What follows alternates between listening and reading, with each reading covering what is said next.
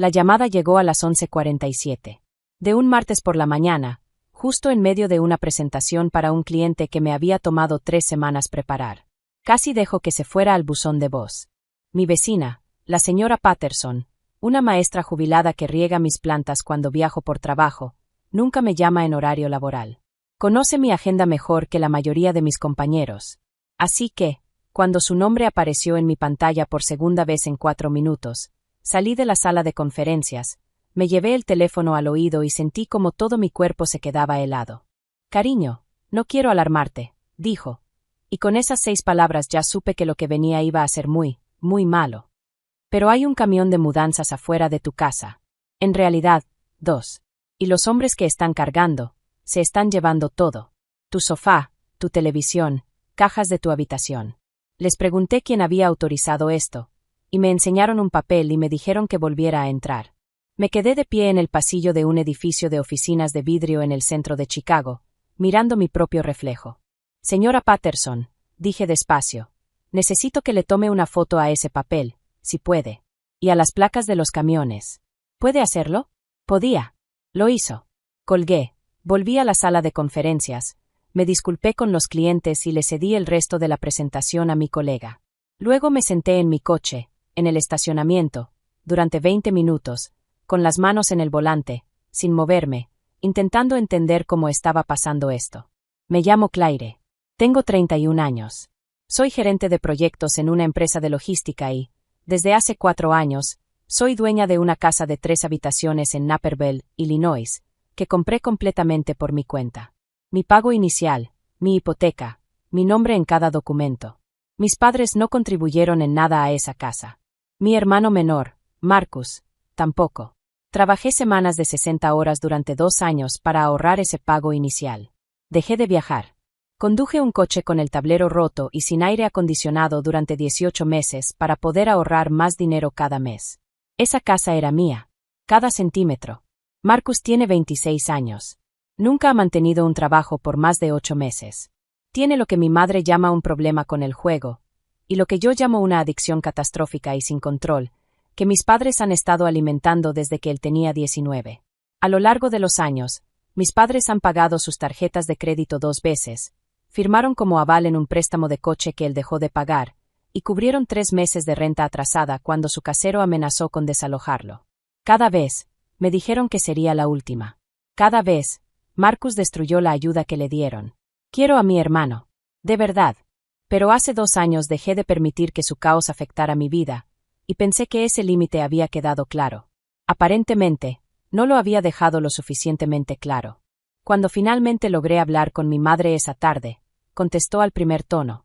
Eso debió haberme dicho algo. Sabía que iba a llamar. Antes de que digas nada, empezó, y sentí como se me tensaba la mandíbula. Mamá, hay un camión de mudanzas en mi casa. Lo sé, cariño. Tenemos que hablar de eso. Teníamos que hablar de eso antes de que enviaras un camión a mi casa, no después. Mantuve la voz firme. Me sentí orgullosa de lo firme que era. ¿Quién autorizó esto? ¿Quién firmó para sacar mis cosas de mi propia casa? Hubo una pausa, lo suficientemente larga como para saber que estaba eligiendo sus palabras con cuidado. Tu padre se encargó, dijo, por la situación con Marcus. La gente a la que le debe dinero, Claire, no son buenas personas. Vinieron a nuestra casa la semana pasada. Se pararon en el porche y dejaron muy claro que, si Marcus no paga antes de fin de mes, las cosas se van a poner muy mal. Para él, sí, pero también para nosotros. Tu padre tuvo miedo. Los dos lo tuvimos. Entonces vendieron mi casa. Otra pausa. La pusimos en venta. Hay un comprador en efectivo. Se cierra en 10 días. Tuve que apoyar la mano contra la ventana del coche solo para sentir algo sólido. Mamá, ¿cómo firmó papá algo relacionado con mi propiedad? Su nombre no está en la escritura. No tiene ninguna autoridad legal sobre mi casa. El silencio que siguió fue diferente. Tenía forma. Tenía culpa dentro. El poder notarial, dijo en voz baja. El que firmaste cuando tuviste aquella cirugía hace unos años. Le diste autorización a tu padre para manejar tus asuntos en caso de que pasara algo durante el procedimiento. Él todavía tenía ese documento. Y ahí estaba. Hace 4 años, tuve una cirugía laparoscópica. Era rutinaria, pero seguía siendo una cirugía, y mi médico me explicó la recomendación estándar de tener a alguien con autoridad legal para tomar decisiones en caso de complicaciones. Confié en mi padre. Por supuesto que confié. Era mi padre. Firmé el poder notarial, lo hice certificar y se lo entregué sin pensarlo 2 veces. También, 18 meses después, lo revoqué formalmente. Fue después del segundo rescate de Marcus, el préstamo del coche. Vi a mi padre firmar como aval, arriesgando su propia estabilidad financiera por un hijo que ya había demostrado muchas veces que no cumpliría sus compromisos, y algo cambió en mí. No hice un escándalo. No anuncié nada. Simplemente llamé a un abogado, presenté la revocación, la registré oficialmente y le envié a mi padre una carta certificada informándole que ese poder notarial ya no era válido. Mi padre firmó esa carta. Tengo el comprobante. Si lo olvidó, o si decidió fingir que lo olvidó, aún no lo sabía. Pero iba a averiguarlo. Mamá, dije, ese poder notarial fue revocado hace 1 año y medio. Le envié a papá una carta certificada. La revocación está registrada oficialmente. Lo que sea que haya firmado, lo que le haya dicho a ese comprador, no tenía autoridad legal para hacerlo. El silencio esta vez fue el más largo. Eso no puede ser correcto, dijo finalmente, y su voz había cambiado, menos culpa, más defensa. Él no habría hecho esto si no creyera que tenía derecho. Lo que él crea no cambia si era legal o no, respondí. No lo era. Necesito que detengan a esos hombres, mamá. Ahora mismo. Hoy. Si mis muebles salen de esa casa, esto deja de ser un asunto civil y se convierte en robo. Dijo que hablaría con mi padre. Dijo que le diera un poco de tiempo. Dijo, por favor, no hagas nada precipitado. Yo llamé a mi abogada en su lugar. Se llama Denise, y ha manejado todos mis asuntos inmobiliarios desde que compré la casa. Logré hablar con ella en menos de 1 hora. Le envié las fotos que tomó la señora Patterson, el documento que los hombres mostraron, las placas de los camiones, una imagen clara de hombres sacando mi televisor por mi propia puerta. Le conté todo lo que mi madre me había dicho. Denise guardó silencio un momento y luego dijo, Claire, quien sea ese comprador en efectivo, dijo Denise, no puede cerrar una transacción con un título transferido de forma fraudulenta. Tu nombre sigue en la escritura. La autoridad de tu padre fue revocada y eso está registrado. Ninguna compañía de títulos seria va a asegurar esa venta. ¿Podemos detener a los de la mudanza?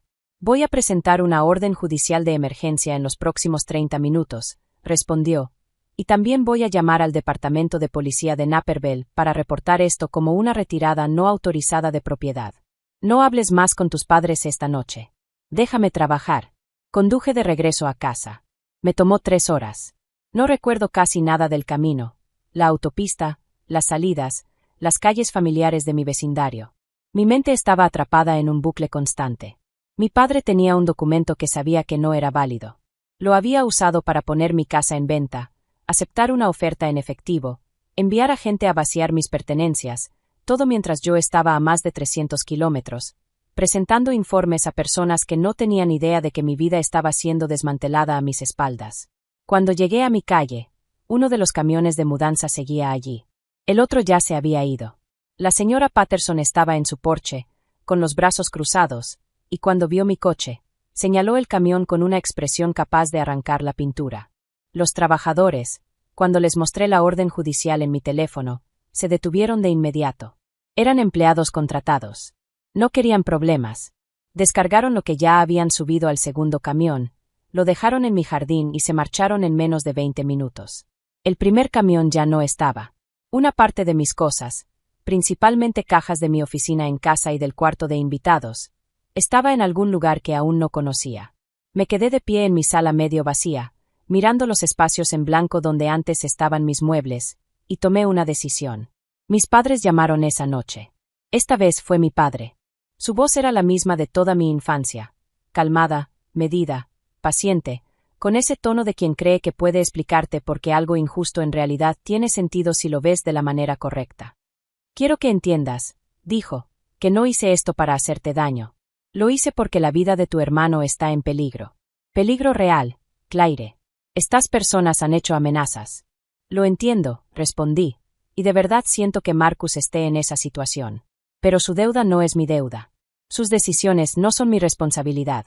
No puedes vender mi casa para pagar consecuencias que yo no creé. Tú tienes un buen trabajo, replicó. Puedes comprar otra casa. Marcus no tiene esas opciones. Dejé que esa frase se asentara un momento. Me estás diciendo, dije lentamente, que porque yo tomé decisiones responsables y Marcus no, ¿yo soy quien debe perder algo?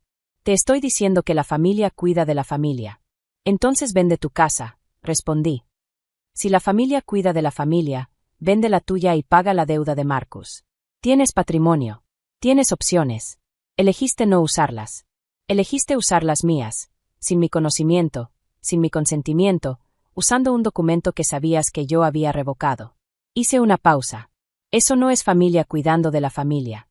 Eso es robo. Colgó. 2 días después, mi teléfono no dejaba de sonar. Tías, tíos, primos con los que no hablaba desde hacía años.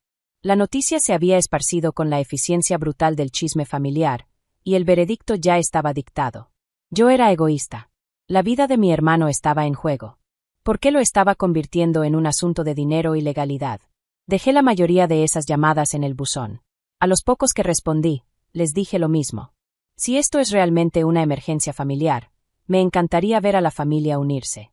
Les enviaré el monto de la deuda de mi hermano. Pueden transferir su parte directamente y yo me encargo de entregarla, ya que la familia cuida de la familia. Nadie aceptó. Ni uno solo. Las opiniones eran abundantes. El dinero, inexistente. Presenté una denuncia policial.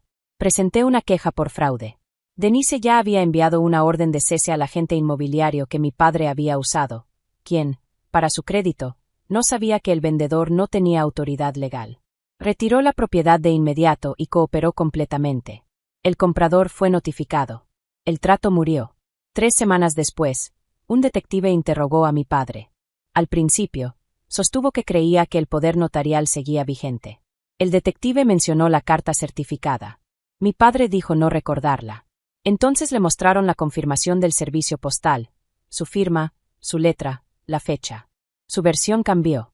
No voy a detallar todo lo que siguió. Parte del proceso aún continúa, y mi abogada me ha pedido prudencia. Pero sí puedo decir esto. Recuperé los objetos de mi oficina. La venta quedó anulada por completo. Y mi padre enfrenta ahora un proceso legal que yo no inicié, y que no puedo detener, aunque quisiera. Y, siendo honesta, no estoy segura de querer hacerlo. 6 semanas después, mi madre me llamó un domingo. Desde su celular personal. Eso me dijo que mi padre no sabía que estaba llamando. Quiero que sepas, dijo, con una voz más baja de lo que jamás le había oído, que yo sabía que estaba mal. Cuando tu padre lo propuso, le dije que no era correcto. Le dije que debíamos preguntarte. Yo habría dicho que no. Lo sé. Pausa. Dijo que no teníamos otra opción. Quise creerle. Siempre quieres creerle cuando es más fácil que enfrentar lo contrario, respondí, sin dureza. Llevas 7 años haciendo eso con Marcus. También con papá. No discutió. Marcus está en un programa, añadió. Internado. 30 días. Tu padre lo organizó como parte de un acuerdo. Está recibiendo ayuda. Me alegra, dije. Y era verdad. Quiero que mi hermano mejore. Solo nunca estuve dispuesta a que lo hiciera sobre las ruinas de mi vida. ¿Alguna vez nos perdonarás? Preguntó. Lo pensé mucho antes de responder. No lo sé todavía. Creo que el perdón llegará cuando ya no esté lidiando con las consecuencias. Ahora mismo estoy concentrada en reconstruir mi casa, en todos los sentidos. Dijo que lo entendía. No estoy segura de que realmente lo hiciera. Cambié las cerraduras esa misma semana. Actualicé mis contactos de emergencia. Revisé cada documento legal que había firmado. Todo debía reflejar exactamente lo que yo quería. Nada más. La señora Patterson me llevó una comida. Me senté en mi cocina, con mi mesa de vuelta en su lugar, y comí mientras aún estaba caliente. Miré alrededor. Y pensé en la versión de mí misma de hace 4 años. La que sacrificó vacaciones, la que manejó un coche sin aire acondicionado, la que construyó algo que fuera completamente suyo. Esa versión tenía razón. Y también tenía razón al protegerlo. Mucha gente me preguntó después cómo me mantuve tan tranquila. La verdad es que no siempre lo estuve. Hubo noches en que lloré en el suelo del baño hasta no poder más.